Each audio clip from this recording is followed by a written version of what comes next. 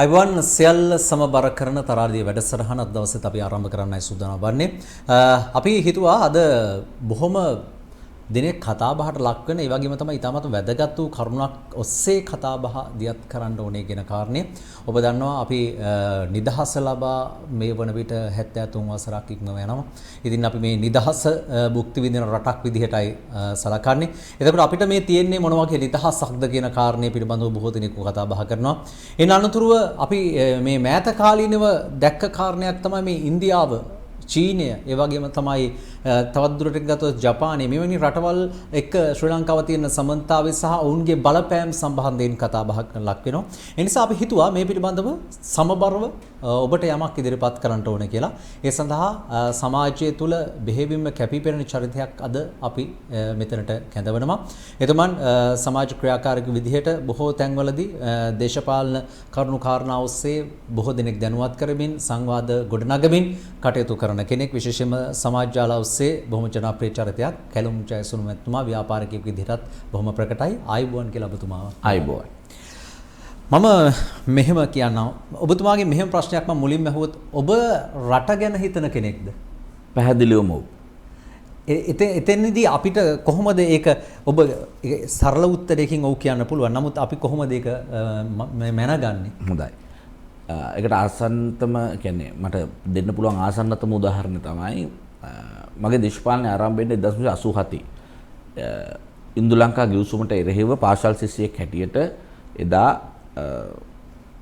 ඒ රටේම තිබ්බ ඉන්දියන් විරෝධය, ඉන්දියන් හමුදාව ලංකාවට පැමිණීමට තිබෙන විරෝධය, එහෙම නැත්නම් ඉන්දු ලංකා ගිවිසුමට තිබිච්ච විරෝධය පදනම් කරගෙන ඒ ඇතිවෙච්ච විරෝධතාවය අතට අරගත්ත එක තමයි එදා තමයි මගේ පළවෙනි දේශපාලන ක්‍රියාකාරකම්. එතකොට එදා ඉඳලා අපිට දැනෙච්ච දේ තමයි එදා අපි පාසල් ශිෂ්‍යයෝ හැටියට අපිට මේක ලොකු දේශපාලන අවබෝධයක් නොතිබුණත් අපිට තේරුණා මේ ඉන්දියන් වඳුරු හමුදාව ඇවිල්ලා මේ ලංකාවට කියන අපේ අභිමානය පිළිබඳ ප්‍රශ්නයක්. අපේ කියන්නේ ශ්‍රී ලාංකිකයෙක් හැටියට, සිංහලයෙක් හැටියට මට මගේ අභිමානයට, රටේ අභිමානයට මේකින් වෙන හානිය පිළිබඳ ඇතිවෙච්ච විරෝධය තමයි ඒ ඉන්දියන් එදා හමුදාවට විරුද්ධව අපි ඉන්දු ලංකා ගිවිසුමට විරුද්ධව එදා පාසල් ශිෂ්‍යයෙක් හැටියට මහපාරට ආවේ. ඒ තමයි මගේ ආරම්භය.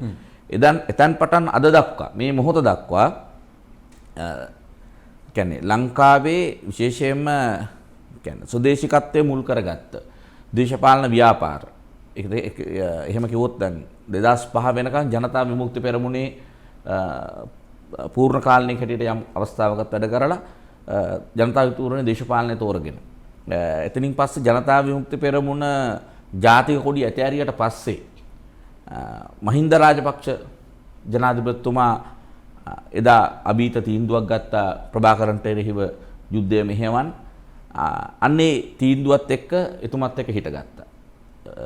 නමුත් ක්‍රියාකාරීව දේශපාලන බිමට එන්නේ 2015 ජනවාරි 8 වෙනිදායින් පස්සේ. එතෙක් අද මේ මොහොත දක්වා ඒ වමට බර කඳවුරේ ජාතිකත්වය එක්ක කටයුතු කරන කඳවුරේ දිගටම දේශපාලනය කරනවා. ඒ කියන්නේ දැන් ඔබේ පක්ෂය ගත්තොත් මොකක් කියලාද හඳුන්වන්නේ? ශ්‍රී ලංකා පොදු ජන පෙරමුණ.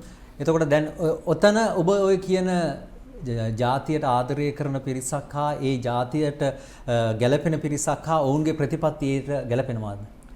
දැන් ඒක නිසා තමයි ජනක දැන් අපිට හම්බෙන්නේ දැන් 2002 අපිට මතක් කරගත්තොත් 2002 2004 ආණ්ඩුව.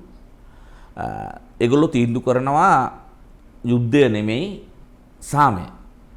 සාමය වෙනුවෙන් ඕනම මිලක් ගෙවලා. ඒ කියන්නේ සාකච්ඡා මාර්ගයෙන් හෝ ඒගොල්ලෝ ඉල්ලන දේවල් දීලා මේ தত্ত্বය සමනය කරගන්න ඕනේ කියලා. එතකොට රටේ විශේෂයෙන්ම ඊට කලින් ගත්තොත් චන්ද්‍රිකා බණ්ඩාරනායක කුමාරතුංග මැතිණියගේ කාලේ මංගල සමරවීරලා එදා සුදු නෙළුම අරගෙන ඇවිල්ලා තවලම අරන් ඇවිල්ලා මේ රටේ ජනතාවගේ ඔළුව හැදුවා අපි මේක මොන මිලක් ගෙවලා හරි අපි ප්‍රභාකරන් එක්ක මේ සාකච්ඡා මාර්ගයෙන් මේක විසඳගමු. ඒක නිසා තමයි අර සමාජය හැදුනේ. මම හිතන්නේ ජනකට මතක නම් සමාජය හැදෙනවා මේ අපි මොකටද අපිට උතුර අපි යාපනයේ යන්නේ නැහැ. අපි කොහොමද යාපනයේ ජීවත් වෙන්නේ නැහැනේ. ඉතින් අපිට ඕක දැන් දැනුත් නැහැ.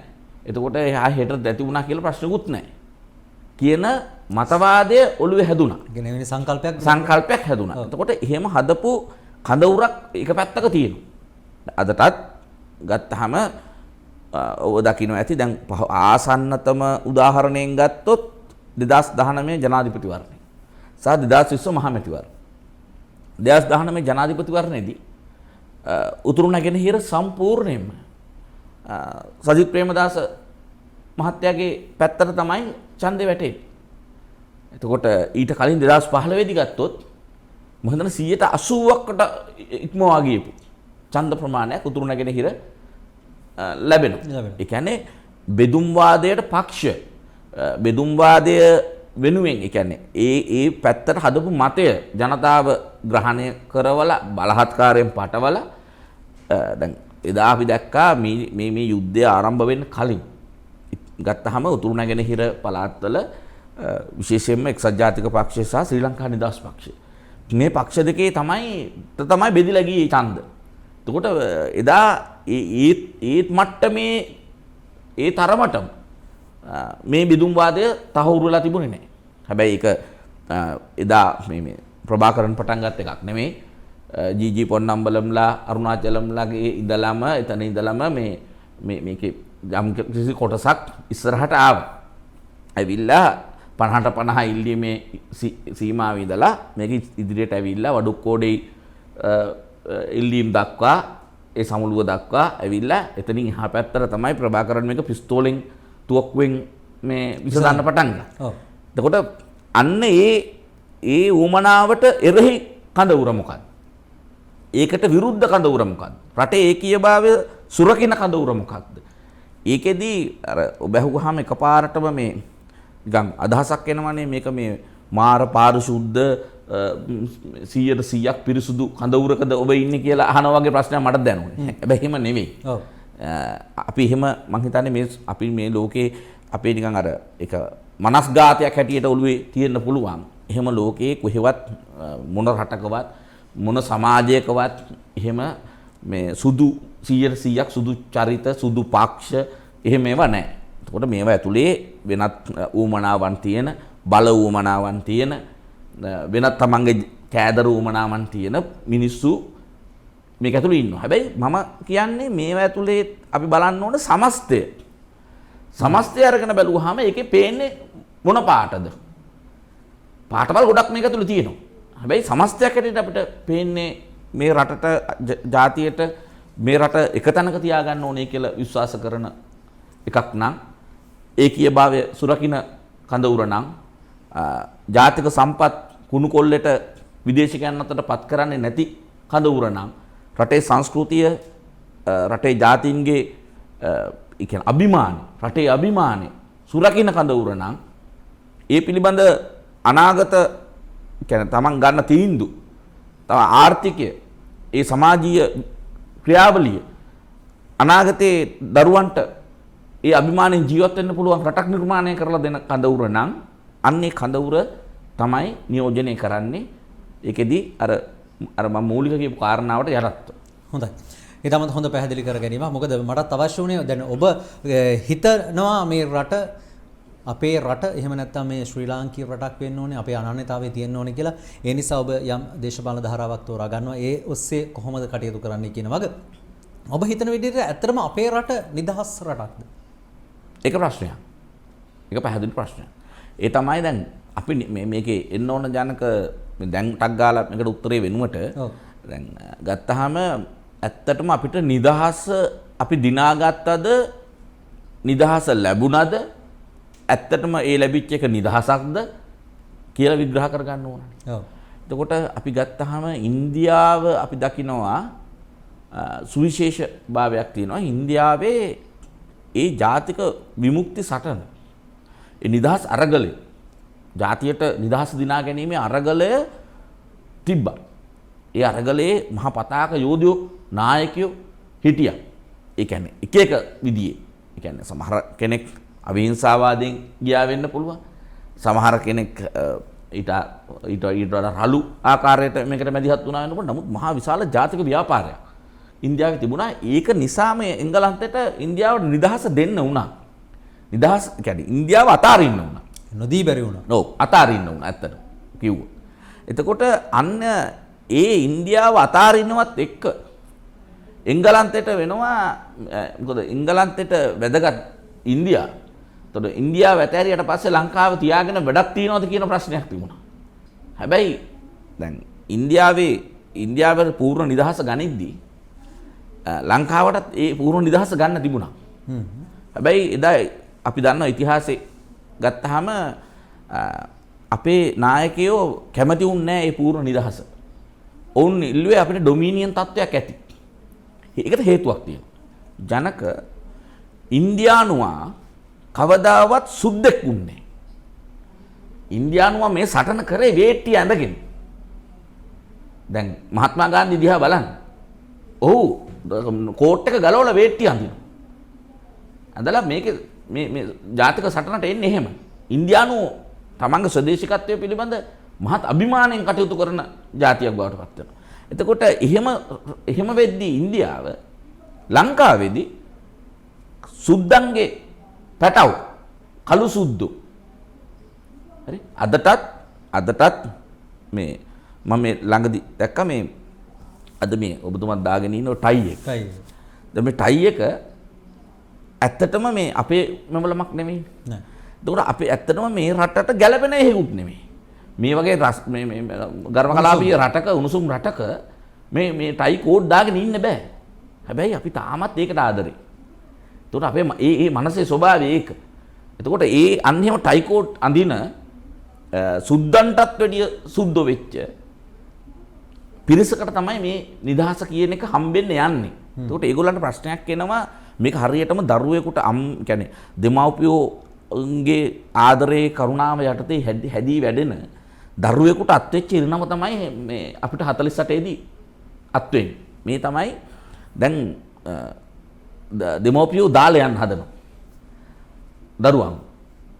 ඒකට ඒගොල්ලන්ට තමයි මේක දීලා යන්නේ. එතකොට මේගොල්ලන්ට හිතෙනවා මේ නිකන් මේගොල්ලන්ට ලොකු හිස්තනක් මේක කොහොද අපි වුණත් අපේ දෙමව්පියෝ එකවර අපි දැන් හරි ඕගොල්ලෝ අවුරුදු 18යි දැන් ඕගොල්ලෝ යන්න හරි අපි යනවා හරි කියලා ගෙදරින් කිව්වොත් අපිට දැනෙන තනිකමක් එනවනේ. මෙන්න මේ තනිකම මේ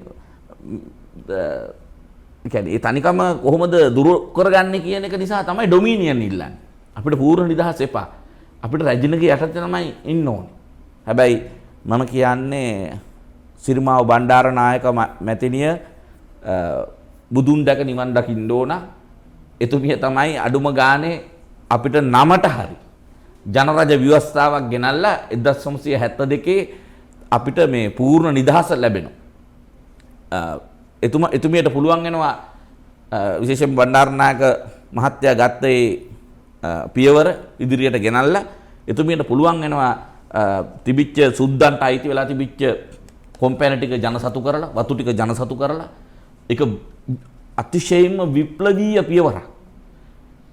එහෙම කරලා ඒ සියලුම දේ අතරේ ජාත්‍යන්තරයත් බැලන්ස් කරගෙන ඒක බොහෝම මැදිහත් විදියට නේ මේ සමුළුව මෙහාට ගෙනල්ලා නොබෙදි ජාතීන්ගේ සමුළුව මෙහෙට ගෙනල්ලා එතකොට මේ සියල්ලම රටට වාසි සහගත වෙන විදිහේ වැඩපිළිවෙලකට යන්න එතුමියට පුළුවන්කම ලැබෙනවා. ඉතින් අද අපිට මේ සිදුවෙන සියලු දේ විග්‍රහ කරලා බැලුවාම මම දන්නේ මේ එතුමියගේ අධ්‍යාපන සුසුකම් මොනවද කියලා මම දන්නේ නැහැ. මම දන්න තරමින් ඒ තරම් ලොකු අධ්‍යාපන සුසුකම් තිබිච්ච කෙනෙකුත් නෙමෙයි. මම හිතන්නේ නමුත් මේ රටේ ජීවත් වෙන ඕනෑම උගතෙකු බුද්ධිමතෙකු ප්‍රාමාණික විද්වතෙකුට වඩා වැඩි අතිශයින්ම දේශ ප්‍රේමී මනසක් සහිත දැනුමක් සහිත බුද්ධියක් සහිත ගැහණියක් තමයි සිරිමාව බණ්ඩාරනායක මැතිණිය කියන්නේ. එතුමියගේ අගය මේ මොහොතේ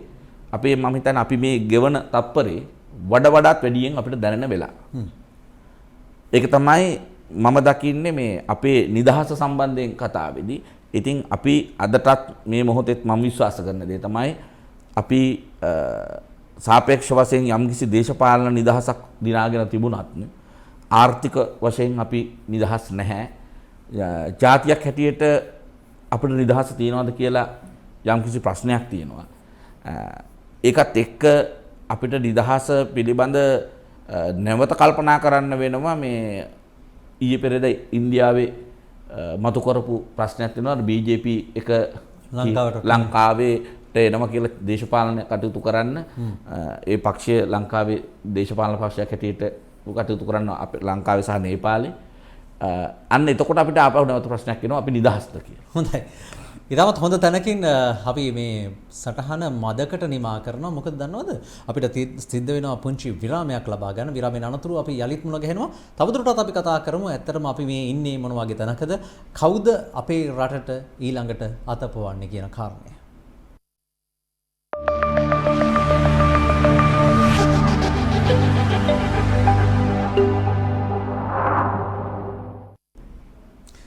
නැවතත් අපි තරාදිය වැඩසටහන සමගින් අපිත් එක්ක ඉන්නේ කැලුම් ජයසුමන මැතිතුමා සමාජ ක්‍රියාකාරකයෙක් විදිහට සමාජය හඳුනාගත් කෙනෙක් බොහොම ඍජුව කතා කරන කෙනෙක් විදිහටයි එතුමන් සමාජයේ පිළිගැනීමක් තිබෙන්නේ. ඒ නිසාම තමයි අපි ආරාධනා කරේ එතුමන්ට අද දවසේ මේ සාකච්ඡාවට එකතු වෙන්නට කියන කාරණේ. අපි මේ සාකච්ඡාව දැන් ඉදිරියට කරගෙන යද්දී ඉතාමත් හොඳ තැනකින් ඔබතුමා නවත්වනවා BJP. එහෙම නැත්නම් මේ ಭಾರತೀಯ ජනතා පක්ෂය ඉන්දියාවේ මේ වුණට පාලක පක්ෂය බවට පත් වෙලා තිබෙනවා. ඔවුන්ගේ යම් ශාඛාවක් ශ්‍රී ලංකාව තුල පිහිටවනවාද කියන තර්කය හා ඒ කතාව අමිත් ෂා කියන ඉන්දියාවේ එම පක්ෂයේ ප්‍රබල අමාත්‍යවරයෙකු කළ ප්‍රකාශයක් හා බැඳමින් තමයි මේක ගේන්නේ. ඒත් එක්කම අපි දැක්කා විශේෂයෙන්ම අග්‍රාමාත්‍යතුමා මෝදි මහත්මයා ගිහිල්ලා කියනවා මේ ශ්‍රී ලංකීය ජනතාව ගැනත් සලකා බලනවා, දෙමළ ජනතාව පිළිබඳව ආරක්ෂා කරනවා. මේ සියලු කතන්දර එකට සිද්ධ වෙන කාරණා මොකක් හරි මේක බැඳීමක් තිබෙනවද? ඔබ හිතන විදිහට මොකක්ද මේ සිද්ධ වෙන්නේ? දැන් වර්තමානයේ ඉන්දියාවේ හැසිරීම ගේන්න කලින් අපි කල්පනා කරලා බලමු ඉතිහාසය. ඔව්. අපි දන්න ඉතිහාසය. අපි අහලා තියෙන ඉතිහාසය. එහෙම නැත්නම් ජනප්‍රවාදයේ ඉතිහාසය. පුරාවිද්‍යාවෙන් තහවුරු කරපු ඉතිහාසය. මහාවංශය ලියලා තියෙන ඉතිහාසය. මේ සියල්ලම කැටි කරලා බැලුවාම ඉතිහාසය පුරා කියන්නේ සිදුවෙච්ච සියලුම ආක්‍රමණ ලංකාවට. ඒකෙන් තුනක් ඇරෙන්න. කියන්නේ පෘතුගීසි, ලන්දේසි, ඉංග්‍රීසි කියන තුන් ගොල්ල ඇරෙන්න ඉතුරු සියලුම ආක්‍රමණ සිද්ධ වෙලා තියෙන ඉන්දියාවේ. ඒ වගේම දැන් ලංකාවට වෙච්ච දරුණුම හානි සිදු වෙච්ච කාලේ ගත්තොත් ඒ කියන්නේ ලංකාවේ භූමියේ හිටපු මිනිස්සු ඒ මිනිස්සුන්ගේ දේපල හානි කරපුවා, සංස්කෘතිය විනාශ කරපුවා, මේ සියල්ලම අරගෙන බැලුවාම ඉන්දියාව ඒ කියන්නේ අපිට මෙතෙකයි කියලා ගණන් කරලා කියන්න බැරි ප්‍රමාණයක් ලංකාවට ඒගොල්ලන් කරු මැදිහත් වීමෙන් අපිට වෙච්ච විනාශය එහෙම ගණනය කරන්න බෑ. ඒ එක පැත්තක්. එතකොට දැන් අපිට ආපහු හැරිලා බැලුවාම මොන හරි දෙයක් අපිට ලැබිලා තියෙනවා. ඒකෙන් මම දකින්නේ මේ රටේ ජීවත් වෙච්ච බොහොම සාමකාමී මිනිස්සුන්ට ඒ මිනිස්සුන්ට ගැළපෙන මුළු රටක් එක තැනකට එක්කව කරන්න පුළුවන් එක දෙයක් අපිට ඉන්දියාවෙන් ලැබුණා. ඒ තමයි බුදුදහම. ඒක මම විශ්වාස කරන්නේ ඒක බොහොම සද්භාවයෙන් දීපු එකක් කියලා. මම හිතන්නේ ඒ අශෝක අධිරාජ්‍යගේ මැදිහත් වීම හරහා තමයි මේ බුදුදහම ලංකාවට එන්නේ. ඒකත් මට හිතෙන විදිහට බොහොම මේ සෞම්‍ය ආක්‍රමණයක්. හැබැයි කොහොම ආවත් ඒක බුදුදහම ලංකාවේ ඒ මොහොතේ ජීවත් වෙච්ච ජනතාවගේ සිතුම් පැතුම් ජීවන රටාව ඔවුන්ගේ ස්වභාවයට බොහෝම දුරට මේක ගැලපුණා. ඒක නිසා ඇත්තටම ඒ කියන්නේ බොහොම දරුණු මේ පිරිසක් මේකට দমনය වුණා නෙමෙයි. ඇත්තටම මේ රටේ ජීවත් වෙච්ච ඒ සෞම්‍ය පිරිස ඒ ගොවිතැනෙන් කෘෂිකර්මාන්තයෙන් ජීවත් වෙච්ච මිනිස්සුන්ට මේක උකහා ගන්න පුළුවන්. ඒක නිසා තමයි අදත් ලංකාවේ බුදුදහම රැකිලා අපිට බුදුදහම දුන්නා කියන ඉන්දියාවේ අද බුදුදහම ඊටාම දශම ගානකට ගිහිලා තියෙන්නේ අන්නේ ඇත්ත ස්වභාවය නිසා කියලා තමයි මම විශ්වාස කරන්නේ. එතකොට ඉතිහාසය පුරාම ගත්තාම එතනින් එහාට ගියාම අපි දැන් මම දන්නේ මේ රටේ ඉන්න මිනිස්සු එක දෙයක් කියන්න ඕන ජනක. මේක මේ හිතට හරි හිත රිදෙන කතාවක්. ඒ තමයි මම පොඩි කාලේ ඉඳලා මේ රාම ගැන අපි අහලා තියෙනවා. රාම යුද්ධ ගැන අහලා තියෙනවා. නේ විභීෂණ ගැන අහලා තියෙනවා. ඒතර විභීෂණ කියන්නේ අපි අද දෙවි කෙනෙක් හැටියට සලකන කෙනෙක්. එතකොට මේ ඉතිහාසය අපි කතා වලින් අපි අහලා තියෙනවා. දැන් මේ රටේ ඉන්න ප්‍රාමාණික බුද්ධිමතුන් විද්වතුන් කියලා කියන බොහෝ අය විශේෂයෙන්ම බටහිර අධ්‍යාපනයේ ටිකක් ඉහළට ගියපු අය මේ අයට අද මේ රාවණා කියන්නේ මිත්‍යාවක් විහිළුවක් ඒක ජෝක් එකක් ඒක ඊටාම පහත් කොට සලකන. ඉතින් මමත් එක කාලෙක මේක ගැන බැලුවාම ඉතින් ඇත්තටම දකින්න තියෙන්නේ අපිට අහන්න තියෙන්නේ බලන්න තියෙන්නේ මම මේ ගැන සාකච්ඡාවක් ආරම්භ කරා ඇත්තටම මේ සමාජ මාධ්‍ය ආරම්භ කරාම මේකට එන ප්‍රතිචාර ඊටාම මේ ඍණාත්මක ප්‍රතිචාර. ඒක නිසා මමත් ඒ ගැන ඒ තරම් ලොකු මේකක් කරේ නැහැ. ඉතින් මම ඒක ගැන අතහැරලා දැම්මා. නමුත් මට අවශ්‍යතාවයකට මම දැන් අවුරුදු 2කට විතර කලින් මම යනවා දිල්ලියට. මමත් මගේ බිරිඳත් දිල්ලියට යනවා. ගිහිල්ලා ටැක්සි එකක් අරගෙන යනවා. අපි නෝනාට බලන්න ඕනේ කියලා කිව්වා. මේ රාෂ්ට්‍රපති භවන් වලට යන්න ඕනේ කියලා බලන්න. ඒ ටික බලන්න ඕනේ කියලා. අපි ගිහිල්ලා ගියපු වැඩේ උදේවරුේ කෙරුණේ නැහැ. ඊට පස්සෙන්දට කල් ගියා. ඒක නිසා අපි ටැක්සියේ ඇවිදගෙන යනකොට මේ හදලා තියෙනවා ලොකු ඒ වෙලේ හදනවා. අපි යනකොටත් හදනවා මේ අඩි 40ක් විතර උස මේ රූපයක්. හැබැයි මම දැක්කා මේ රූපේ උඩ ඔලු 10ක් හදලා තියෙනවා. අනිත් ටික පල්ලෙහාට ටික තාම හදලා ඉවර කරලා නැහැ. උතර මට ටක් ගාලා ඔලුවට මතක් වුණා මේ රාවණා වෙන්න ඕන නේද කියලා. නමුත් මම ඒක අහන්න නැතුව මම රියදුරාගෙන් ඇහුවා මේ මොකද්ද මේ හදන්නේ කියලා. ඊට පස්සේ මිනිහා මගේ පත්තර හැරලා ඇහුවා මේ සර් ලංකාවේ නේද කියලා. මං කෝ සර් දන්නේ නැද්ද මේ කවුද කියලා. මම කිව්වා මට තේරුණත් මම ඒක නෑ කියලා. මම කිව්වා නෑ මම දන්නේ නෑ. මේ තමයි රාවණා. මේ ඔයගොල්ලන්ගේ රටේ රජ කෙනෙක්. මේ රාවණා දැන් අද රැයට මේක අගමැතිතුමා ඇවිල්ලා මේ විවෘත කළා. නෑ විවෘත කරනවා නෙමෙයි. අන්න ඒක තමයි කතාව.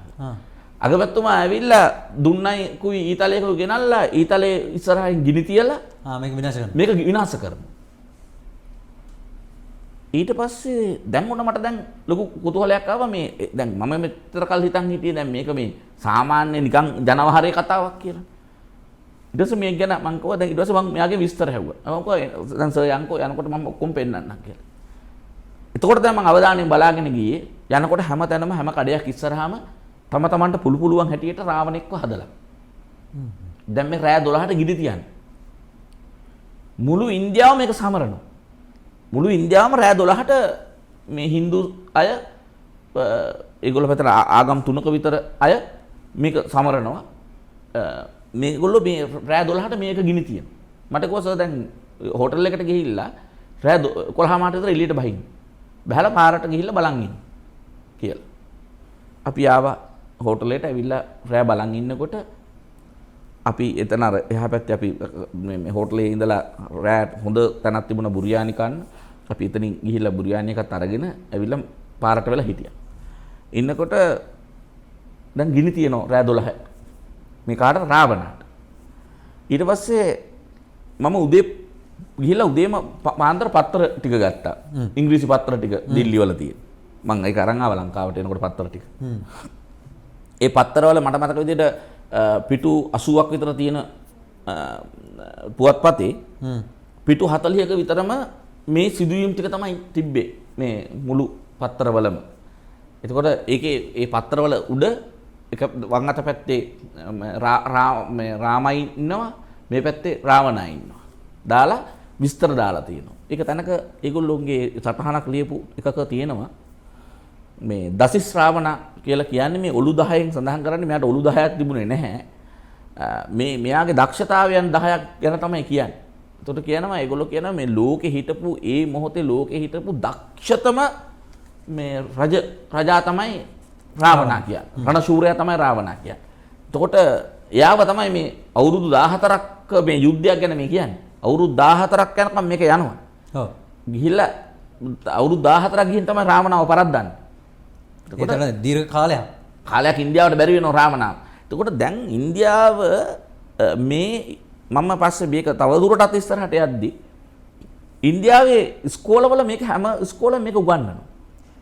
ඒ සතියේ ඒගොල්ලෝ සතියක්ද දෙකක්ද ගන්නවා මම ඔක්තෝබර් මැද ඉඳලා නොවැම්බර් මුල වෙනකම් නොවැම්බර් මාසේ තමයි දීපාවලි උත්සවයේ තියෙන අන්තිමට යක්ෂයා පරද්දලා ජයග්‍රහණය කරා කියලා ඒගොල්ලෝ අඳුරෙන් එළියට කියලා කරනවා. මේක ඇතුලේ මේ හැම ඉන්දියානුවෙකුටම ඔළුවට දෙනවා අපිට මෙන්න මේ අපහාසය කරේ. මෙන්න මේ අපිට මෙච්චර මහා ಭಾರತයට මේ අපහාසය කරේ ලංකාව කියලා මේක ඔළුවට දෙනවා. එතකොට දැන් මෙහි ඉන්න අපේ අප්පුහාමිලා මේගොල්ලොට මේක මිත්‍යාවක්. එතකොට මේක අඩු ගානේ දැන් හරි අපි මිත්‍යාවක්ම කියමු.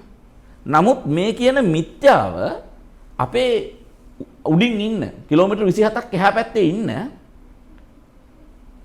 කෝටි 133ක් ජනගහනයක් ඉන්න ලෝකේ පස්වෙනි ආර්ථිකය තියෙන ඉන්දියාවේ සියලුම ළමයින්ගේ ඔළුව වලට දානවා. එතකොට ඒ එන හැම ඉන්දියානුවෙක්ම ලංකාවේ අපි දිහා බලන්නේ තවත් රාවණා පැටියෙක් දිහා බලන විදියට. හැබැයි එහෙම එද්දි අපි යනවා නිර්වති. අපි මේක දන්නේවත් නැහැ. අපේ දරුවෝ මේක දන්නේවත් නැහැ. එතකොට අපිට මූණ දෙන්න වෙන සතුරා අපිට මූණ දෙන්න වෙන්නේ කොයි විදිහටද? අපි කිසිවක් නොදැන ගිහිල්ලා ඔවුන්ට අහු වෙන එක වෙන්නේ. ඒක තමයි මේ ඉතිහාසය පුරාවටම ඔවුන් අපි ලංකාව දිහා බලන විදිය ඒ මනස අපේ මිනිස්සු තේරුම් ගන්න තියනවද කියන එක පිළිබඳ ප්‍රශ්න තියෙනවා. ඒක නිසා තමයි ඉන්දියාව කිසි මොහොතකවත් මම දකින්නේ මගේ පුද්ගලික අදහස මේක. ඉන්දියාව මම කොතනකදවත් දකින්නේ ඒ මිත්‍රශීලී මනසකින් නෙමෙයි අපි ඒක ගනුදෙනු කරන්නේ. ඒගොල්ලෝ හැම වෙලාවෙම අන්නර පරණ ඇරියස් එක කවර් කරන අදහසෙන් ඒ මනසෙන් මහා ಭಾರತයේ ගොඩනගන්න BJP එකට අද ඕනකම තියෙන එක දකුණු ආසියාවේ මේ රටවල් ටික ඔක්කොම තමන්ගේ ප්‍රාන්ත බවට පත් කරගෙන කටයුතු කරන්නේ. එතකොට ඒකෙදී ඒගොල්ලෝ විශේෂයෙන් දන්නවා අනිත් ඔක්කොමත් එක්ක මේ ගැටුම හරි. හැබැයි ලංකාවත් එක්ක පරණ ඇරියස් එකකුත් තියෙනවා. එතකොට ඕගොල්ලෝ දන්නා ඉතිහාසයේ පුරාවටම අපිට අපි ඉංග්‍රීසින්ට පූර්ණ වශයෙන් ලංකාව යටත් වුණා. හැබැයි ඉන්දියාවට අපි කිසිම දිනක පූර්ණ වශයෙන් යටත් වෙලා ඉන්දියාවට බැරි වෙනවා ලංකාව කවදාවත් අල්ලගන්න බැරි වෙනවා. ඉතිහාසෙ කොහෙවත් නැහැ එහෙම එකක්. ඒක ප්‍රශ්නයක් වෙන්න පුළුවන්. ඉන්දියාව වගේ මහා ಭಾರತය වගේ එකකට ලංකාව වගේ කුඩා රටක් යටත්පත් කරගන්න බැරි වෙච්ච එකක් යම් කිසි ප්‍රශ්නයක් වෙන්න පුළුවන්. ඉතින් මෙන්න මේ කියන සමස්ත කාරණා ටික මේක පිටිපස්සේ තියෙන ඒ කියන්නේ ඉතිහාසය අපි දන්නේ නැත්නම් එතනින් එහාට ගියාම ඉතිහාසයේ අපිට අරගෙන බැලුවාම ඉන්දියානු මැදිහත් වීම හැම තැනකදීම LTT සංවිධානය වෙන්න පුළුවන්.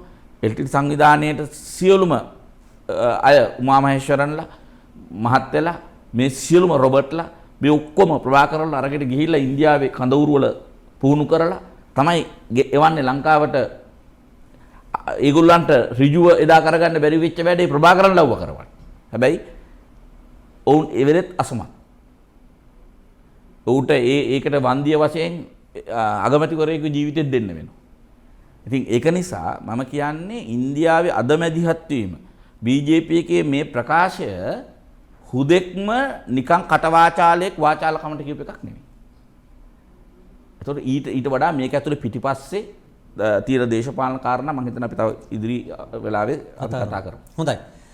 තවදුරටත් අපි කතා කරමු මොකක්ද මේ ඉන්දියානු බලපෑමත් එක්ක අපේ රටට සිද්ධ වෙන්නේ. එහෙම නැත්නම් මොකක්ද සිද්ධ වෙන්නේ? නැගෙනහිර ජටිල සම්බන්ධයෙන් මොකක්ද කියන්නේ? මේ සියලු කාරණා පිළිබඳව අපි තව දුරටත් කතා බහ කිරීමට සූදානම්.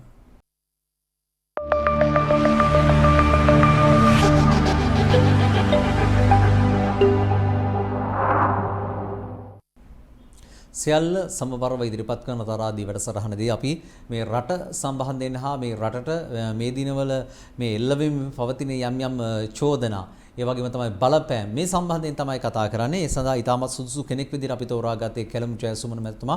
මේ අපේ ජාතිය සම්බන්ධයෙන් රට සම්බන්ධයෙන් ඉතාමත් ඍජුව කතා කරන කෙනෙක්. ඇත්තටම දැන් මේ කතා කරමින් හිටියේ මේ ඉන්දියාවේ බලපෑම. ඉන්දියාව කොහොමද මේ බලපෑම ඉතිහාසය තුලදී සිද්ධ කරේ කියලා. ඒක වර්තමාන ඉතුරට ගලාගෙන ඉන්නේ කියන ඔබතුමා ඉතාමත් හොඳ කාරණයක් වෙනදී මතු කරනවා. ඉන්දියානුවන්ගේ හිතට හදවතට පුංචි කාලයේ පටන් මේ කාරණය වුන් කාවද්දනවයි කියන කාරණය. ඒ තුලින් තමයි මේ ඔවුන්ට යම් ආකාරයක අපේ රට දිහා වපරැහින් බලන්නට මේ උගන්වනවාද කියන කාරණේ තමයි අපිට මේකේ පේන්නේ නේද? හැබැයි අපි කිසිම වෙලාවක අපේ රටේ ඔහොම දේවල් සිද්ධ වෙන්නේ නැහනේ. අපේ රටේ ජාතිකත්වයේ සම්බන්ධයෙන් අපි කිව්වොත් ඔබතුමා මේ අපේ අතුරු කතාවකදී කිව්වා අපි පුංචි කාලේ අපි ඉගෙන ගත්ත බොහෝ වෙලාවට අපේ ජාතක වීරයෝ සම්බන්ධයෙන් අද මේ ජාතක වීරයෝ සම්බන්ධයෙන් කතා බහ කරන්නේත් නැහැ. ඔවුන් සම්බන්ධයෙන් පුංචි දරුවන්ට මතකත් නැහැ. කාටුන් වීරයෝ බවට පත් වෙලා තියෙනවා. මේවත් බලපානවා නේද? දැන් ජනක මම මගෙන්ම කියන්නම්කො මෙන්න මේ අනුන් ගැන කියන එකට වඩා හොඳයි මගෙන් කියන එක. මම මේ විදියේ මිනිහෙක් උනේ කොහොමද? ඒකට හේතුව තමයි මට මතක කාලේ විශේෂයෙන්ම දහම් පාසල් අධ්‍යාපනය ලැබුවා. දහම් පාසලේ ඔය තියෙනවා මේ තරඟ. ඉස්කෝලේ අපි පාසලේ තරඟ තියෙනවා. මේ තරඟවලදී ඉතින් මම ටිකක් වැඩිපුර කතාකාරයා නිසා මට අවස්ථාව හම්බ වෙන්නේ කතික තරඟ වලට යන්න. මේ කතික තරඟ වලට සහ මම පද්‍ය රචනා, ගද්‍ය රචනා ඒවට සහභාගී වුණා. නමුත් වැඩිපුර මම ප්‍රසිද්ධ කතික තරඟ. ඉතින් ඒ සව සිංහල සමිතියේ සභාපති ඒ වගේ සමිතිවල සභාපතිත්වය දරුවා. දැන් මේ කතික තරඟ වලට ගියාම දැන් අපිට හම්බෙන්නේ මාතෘකාව හැටියට හම්බෙන්නේ අනගාරික ධර්මපාලතුමා. වලසිංහ හරිශ්චන්ද්‍ර මැතිතුමා. ඕල්කට් මැතිතුමා. වාරිපොළ සුමංගල හාමුදුරුවෝ. කුඩාපොළ හාමුදුරුවෝ. දැන් මේ වගේ මේ රටේ මේ රට ජාතිය ගැන කැක්කුමක් තිබ්බ මේ රටට ආදරය කරපු මේ රට විශේෂයෙන්ම සුද්දගේ සපත්තුවෙන් ගලව ගන්න ඇත්ත සටන කරපු අය ගැන තමයි අධ්‍යයනය කරන්නේ.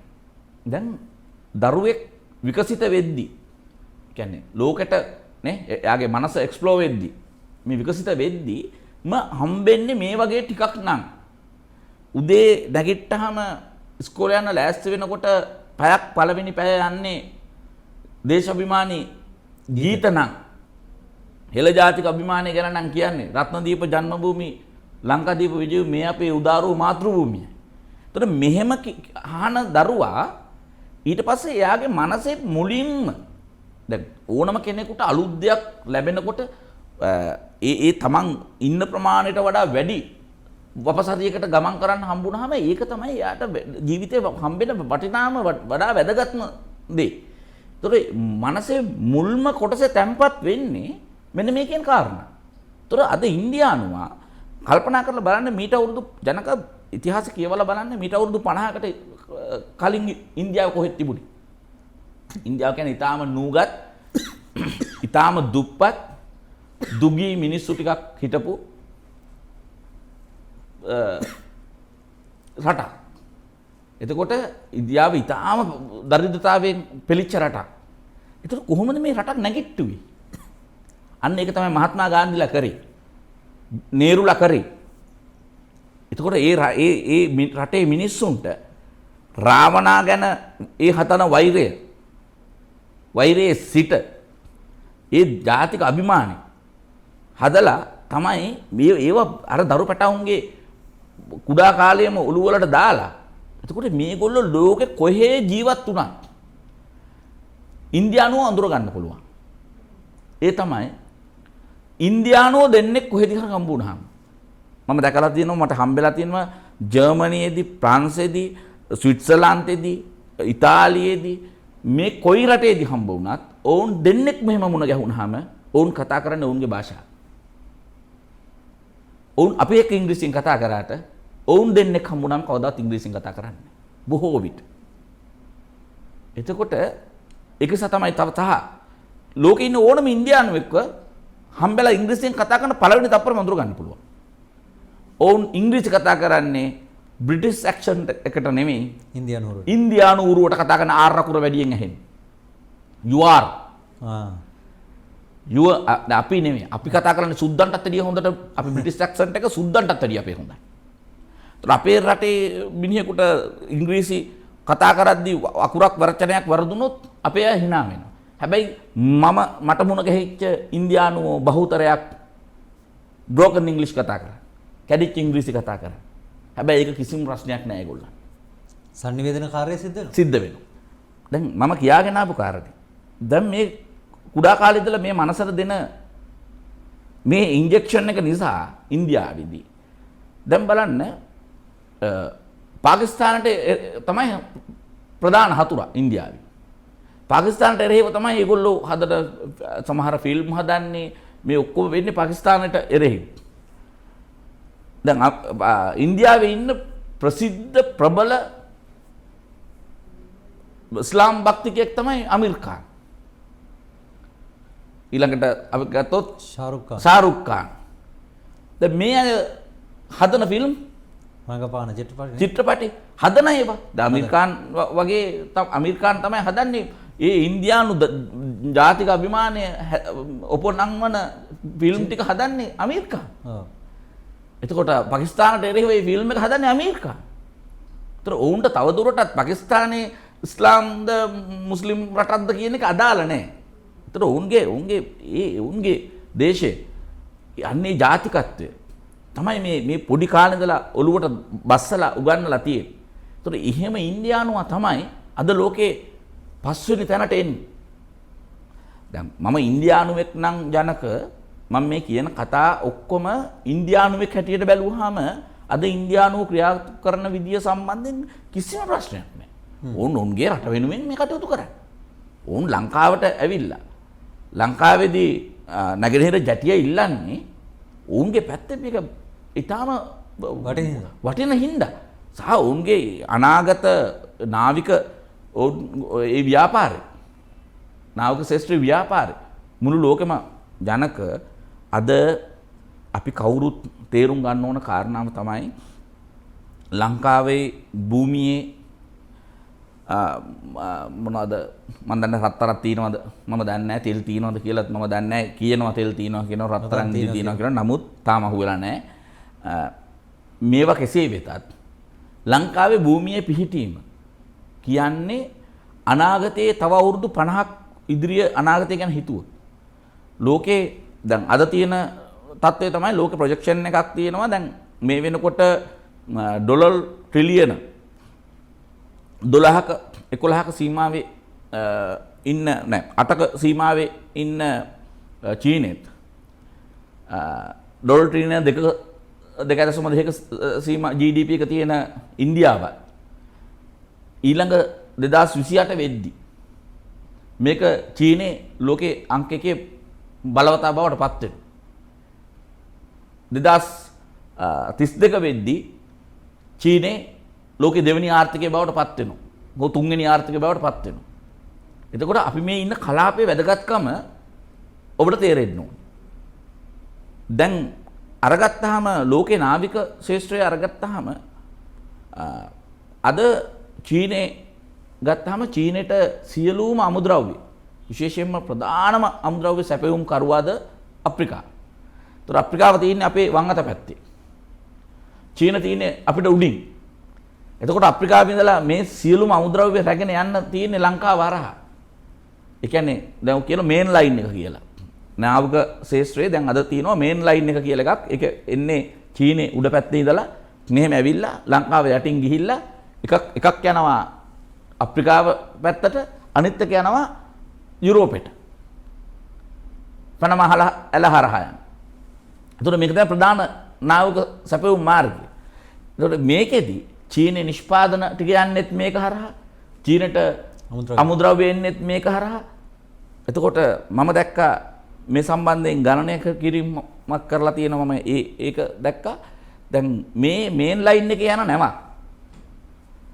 ළඟම වරායට ඒගොල්ලොන්ට පහසුකම් ලබා ගන්න ළඟම වරායට එන්න තියෙන්නේ එක්ක හම්බන්තොට වරාය නැත්නම් කොළඹ වරාය.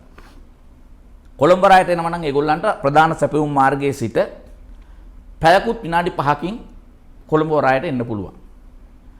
ඒකට යන ඒගොල්ලන්ට වියදම ගත්තොත් ඩොලර් 45000ක විතර වියදමක් තමයි එතන ඉඳලා එතනට යන්නේ. හැබැයි මේ නැව ළඟම තියෙන ඉන්දියාවේ තියෙන වරායකට මේ නැව යන්න ගියොත් පැය 4මාරක් යනවා. ඩොලර් 250000ක් අමතර වියදමක් යනවා. දැන් ඔබ දන්නවා අද ලෝකේ තියෙන්නේ මේ භාණ්ඩ මිල සම්බන්ධයෙන් ඉතාම තරගකාරී තත්ත්වයක්. එතකොට 250000ක් අර භාණ්ඩවල මිලට මේක එකතු වෙන්න ගියොත් චීනයේ නිෂ්පාදනය කරන භාණ්ඩයක් ඒවා ඉන්දියාවේ නිෂ්පාදනය කරන භාණ්ඩයක් එක්ක මේවායි නිෂ්පාදන මිල ඉහළ යනවා. එහෙනම් වඩාම වාසි සහගත ඒගොල්ලන්ට කොළඹ වරායට එන එක. අනික තමයි විශේෂත්වයක් තියෙනවා අද ලෝකේ හදන අලුත් මම දැක්ක ඒ chart එක.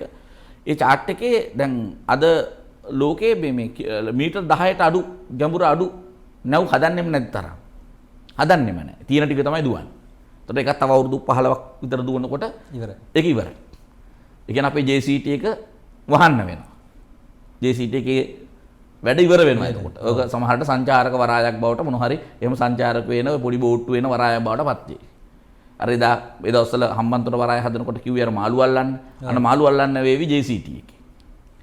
හැබැයි අපිට ඉදිරියේදී අනාගතේ මුහුණ දෙන්න වෙන්නේ අඩි 15ට වඩා 17ට වඩා ගැඹුරු නැව් තමයි එන්නේ. එතකොට ඒ නැව් වලට ඉඩ දෙන්න නම් අනිවාර්යයෙන්ම අඩි 18ක් මීටර් 18ක් අඩි නෙමෙයි සමා වෙන්න ඕන මීටර් 18ක්වත් ගැඹුරු අපිට වරායක් නැත්තම් මේ තත්ත්වෙට මුහුණ දෙන්න බෑ. ඒතකොට ඒක නිසා තමයි මේක මේ විපක්ෂය මහා ලොකු පාහුව ගාලා කෑ ගැහුවට මේක ඇත්ත කතාවකුත් තියෙනවා. ඒ තමයි මේ දකුණු කොළඹ වරාය හදද්දී ඒකෙන් ණය ගනිද්දී අපි අසං කරපු ගිවිසුමේ විශේෂයෙන්ම රනිල් වික්‍රමසිංහ 2002 2004 පාලනය අසං කරපු ගිවිසුමේ මේක 99 ඉඳලා පටන් ගන්නෙ. නමුත් 2002 2004 තමයි මේකේ කටයුතු සිද්ධ වෙන්නේ.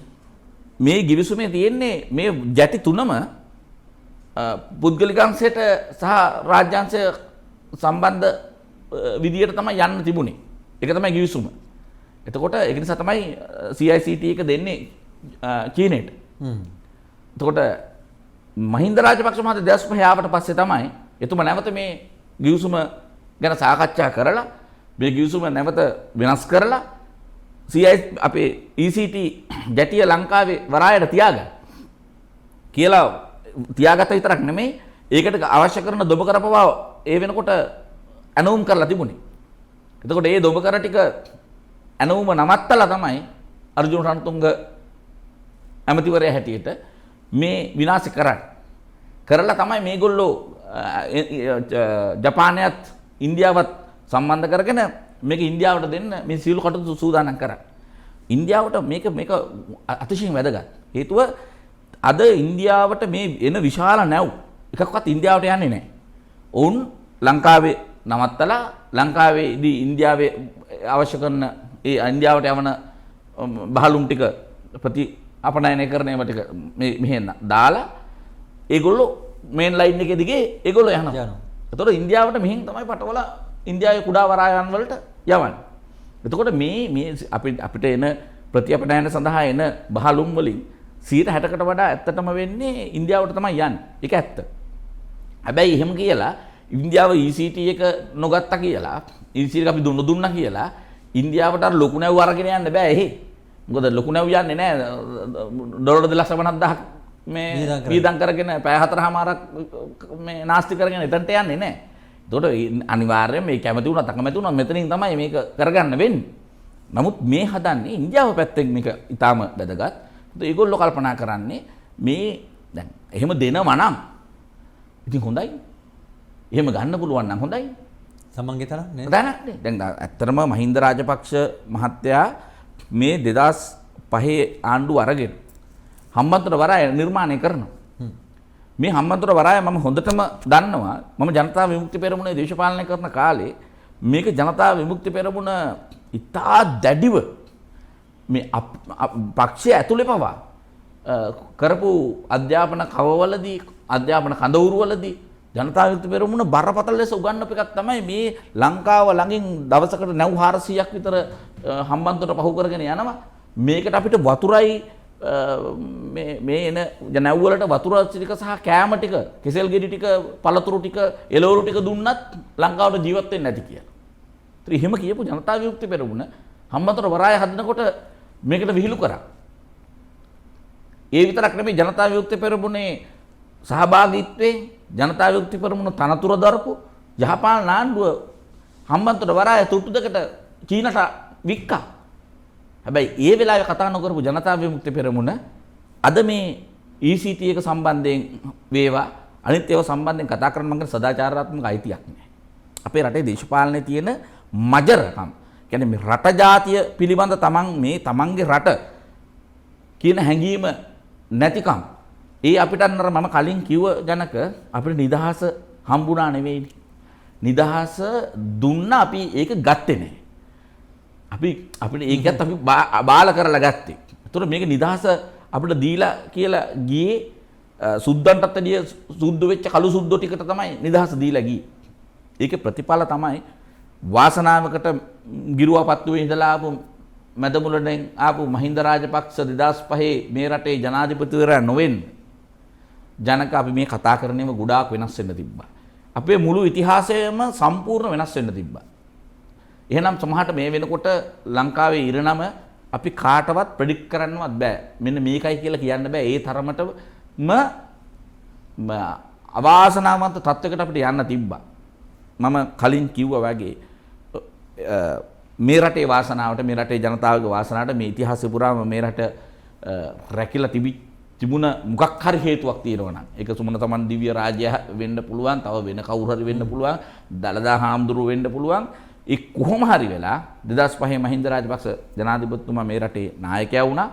ඉතින් ඒකෙන් අපේ මේ රට එක පැත්තකින් රට ලේවිලක් වෙලා විනාශ වෙලා කෑලි කෑලි වලට කැඩිලා මේකේ හැමදාම මරා ගන්න සීමා කියන්නේ මායම් යුද්ධයකට යන්න තිබිච්ච අවස්ථාව මග ඇරුණා. මගේ එකම ඉල්ලීම මේ අවස්ථාවේ කරන්න ඕන. මොකද ගරු ගෝඨාභය රාජපක්ෂ මහත්මයා මේ සියල්ල දන්න කෙනෙක්. එතුමා මේ යුද්ධේ අපිට මේ රට නිදහස දිනා දෙන්න ප්‍රධානම වැඩ කොටසක් කරපු කෙනෙක්. එතුමා අද මේ රටේ නායකයා. ඉතින් ඒක නිසා අපි හැමෝම අපිට ලොකු බලාපොරොත්තුවක් අපේ හිතවල තියෙනවා. අපේ අභිමානය රැකෙන මේ රටේ අභිමානය රැකෙන මේ රටේ ජාතික සම්පත් ටික රැකගෙන මේ රට අලුත් පාරකට දාන්න පුළුවන් නායකයෙක් කියලා අපි විශ්වාස කරලා තමයි එතුමව මේ පුටුවේ ඉඳන් අපි කටයුතු කරේ. ඉතින් අපිට බොහොම ආස හිතන දේවල් අහන්න ලැබෙනවා. දැන් ගත්තොත් මම දවස් දෙකකට විතර කලින් මට අහන්න ලැබුණා අපේ මේ විභාග ක්‍රමයේ අධ්‍යාපන ක්‍රමයේ ලොකු වෙනසක්. වැඩපොතක් එනවා. ඇත්තටම අද තියෙන්නේ ගිරව් ටික තමයි මේ රටේ මේ මහ පුටුවල වාඩි වෙලා ඉන්නේ. ගිරව් තමයි මේ මහ පුටුවලට එන්නේ. එතකොට මිලෝ හැකියාවක් දක්ෂකමක් නැති කටපාඩම් කිරීම එකම හැකියාව බවට පත් වෙච්ච මැටි මෝල්ලු ටිකක් රටේ තීන්දුව ගන්න පුටුවල වාඩි කරාම මේ රට තවදුරටත් ඉස්සරහට ගෙනියන්න බෑ. මම කියනවා මේ රට අද මේ රටේ පිරිහීම 100යි කියලා ගත්තොත් වග කියන්න ඕනේ 100යි කියලා ගත්තොත් ඒ 100න් 105ක් තමයි දේශපාලඥයන්ට මම දෙන්නේ. ඊටු 95ම දෙන්නේ රාජ්‍ය නිලධාරීන්ට. මේ රාජ්‍ය තන්ත්‍රය අතිශයින්ම මේ රටේ ගමනට මේ රටේ උමනාවල් වලට ගැළපෙන රාජ්‍ය නිලධාරී තන්ත්‍රයක් නෙමෙයි අපේ රටේ තියෙන්නේ. අති විශාල රාජ්‍ය නිලධාරී ප්‍රමාණයක් රාජ්‍යයක්. ඒක රාජ්‍යාංශය අති විශාලයි. රටේ මම හිතන්නේ බදු මුදල් වලින් අති විශාල ප්‍රමාණයක් කාබාසිනිය කරන්නේ රාජ්‍යාංශය. අන්නේ ඒ රාජ්‍යාංශයට අද බැරි වෙලා තියෙනවා මේ රටේ ඇත්ත උවමනා මේ රටේ ජනතාවගේ ප්‍රශ්න. ඒක නිසා තමයි ජනාධිපතිවරයාට වෙන්නේ ගමෙන් ගමට යන්න. ඒකට අපහාස කරනවා. හැබැයි අද එතුමාට ගම සමග පිළිසඳරක් කියලා ගමට යන්න වෙලා තියෙන්නේ ගමේ අහිංසක මිනිහට ප්‍රාදේශීය ලේකම් කාර්යාලයට ගිහිල්ලා කරගන්න බැරි වැඩේ. මාස ගණන් අවුරුදු ගණන් ඇවිදලා ඉඩම් කාර්යාලයට ගිහිල්ලා කරගන්න බැරි වැඩේ. මේ හැම එකටම එක මිනිහට 5 දෙනා ගන්න නිලධාරීන් ඉන්න. හැබැයි කිසිම නිලධාරියෙක් වැඩ කරන්නේ නැහැ. ඒක නිසා තමයි ජනාධිපතිවරට එතනට යන්න වෙලා තියෙන්නේ. ඔබ දකින්න ඇති RMB එකට ගිහිල්ලා එතුමා පැහැදිලිව කියනවා මේ තක්කඩි වැඩේ නවත්තන්න. මේ ජනතාවගෙන් මේ කප්පම් ගන්න එක නවත්තන්න. මගේ ඇස් දෙකට දැකලා තියෙනවා ජනක මමත් හැම අවුරුදු 3කට සැරයක්ම යනවා. මොකද මට බස් ලයිසන් එකක් තියෙන්නේ. මම ලයිසන් එක අලුත් කරගන්න ගියාම මමත් මේ තත්ත්වෙට මුහුණ දීලා තියෙනවා. ඒක බොරුවක් නෙමෙයි. ඒතර එතුමා ගිහිල්ලා කියනවා රයිට් මේ රුපියල් 4000 ගන්න එක නවත්තන්න. මේ කප්පම ගන්න එක නවත්තන්න කියලා. කිව්වහම ඒක ඇතුළේදී කප්පම ගන්න එක නවතිනවා. ඊට පස්සේ ඒ රුපියල් 4000 තියන ලර්නර්ස් එකේ. දැන් මේ යන අහිංසක මිනිහට වෙන්නේ අර ඇතුළේදී දෙන්න ඕනේ නැහැ. දැන් ජනාධිපතිතුමා කිව්ව නිසා ඇතුළේදී දෙන්න ඕනේ නැහැ. හැබැයි ලර්නර්ස් එකේ 4000 තියන්න ඕනේ. තිබ්බහම තමයි දවසෙන් ලයිසන් එක හම්බෙන්නේ. මෙන්න මේ වගේ මජර තක්කඩි රැලක් එක්ක තමයි ජනාධිපතිතුමාට මේ වැඩේ කරන්න වෙලා තියෙන්නේ. මේක ඇත්ත කතාව ජනක. මේක කියන්න ඕන. මේක මේ වහලා හංගලා වැඩක් නැහැ. මේක තමයි මේ රටේ ඇත්ත. එතකොට එක පෑම් පාරෙන් එක තප්පරෙන් කරන්න පුළුවන් වැඩේට මාස ගණන් අවුරුදු ගණන් කල් මරනවා වෙන මොකටවත් මේ කීයක් හදන සාක්කුවේ දාගන්න. ඒ නිසා මෙන්න මේ ක්‍රමය වෙනස් වෙන්න ඕනේ. ඒ කියන්නේ මේ ක්‍රමය වෙනස් කරන්න නම් මේ අධ්‍යාපන ක්‍රමය වෙනස් වෙන්න ඕනේ. මේ රටේ මිනිස්සුන්ට මේ රට ගැන අවබෝධයක් දෙන්න ඕනේ. දැන් අද ඉන්න දරුවෝ මන් දන්නේ නැහැ දන්නවද කියලා කුඩාපොළ හාමුදුරුවෝ ගැන දන්නවද කියලා මම දන්නේ නැහැ. උගන්වනවද කියලා. මන් දන්නේ මට මගේ දරුවන්ට පෙළ පොතේ උගන්වනවද නැද්ද කියලා මන් දන්නේ නැහැ. මම උගන්වනවා. මං ඒ ගැන කියලා දෙනවා. ඒ ගැන කතා කරනවා. මොකද මම ඒවා කටපාඩම් කරා වාරේපොළ සුමංගල හාමුදුරුවෝ ගැන කුඩාපොළ හාමුදුරුවෝ ගැන මේ අය ගැන අපි අනගාරික ධර්මපාලතුමා ගැන වලසිංහ හරිචන්ද්‍ර මැතිතුමා ගැන. එතකොට අපිට මේ රටේ මිනිස්සුන්ට මේ රට මොකද්ද? ඔවුන් ජීවත් වෙන සමාජය මොකද්ද?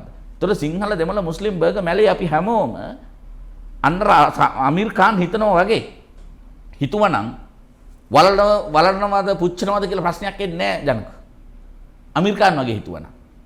හැබැයි ලංකාවේ ඉන්න ඉස්ලාම් භක්තිකයෝ මුස්ලිම් සහෝදරවරු තාමත් අරාබිය කියලා හිතාගෙන ඉන්නවා නම් ඔවුන් අයිති අරාබියට කියලා. ඔවුන් අයිති පාකිස්තානට කියලා හිතාගෙන ඉන්නකොට තමයි මේ ගැටලුව ඇති වෙන්නේ. මේක ඉන්දියාවේ ඉන්න මේ මුස්ලිම් සහෝදරුන්ට අදාළ නැහැ. උන් සියල්ලෝම ඉන්දියානුවෝ. ඒ ಭಾರತ මාවගේ දරුවෝ. ඒක නිසා තමයි ඒගොල්ලෝ එකතු වෙලා අපි හැමෝටම මේ බලපෑම කරන්නේ. ඒතර අපිට මේක ලේසි නෑ. අපි මේ කතා කරනවා වගේ ලේසි නෑ. රටක් පාලනය කරන මිනිස්සුන්ට ඒගොල්ලන්ට සිද්ධ වෙනවා මේවා කළමනාකරණය කරන්න.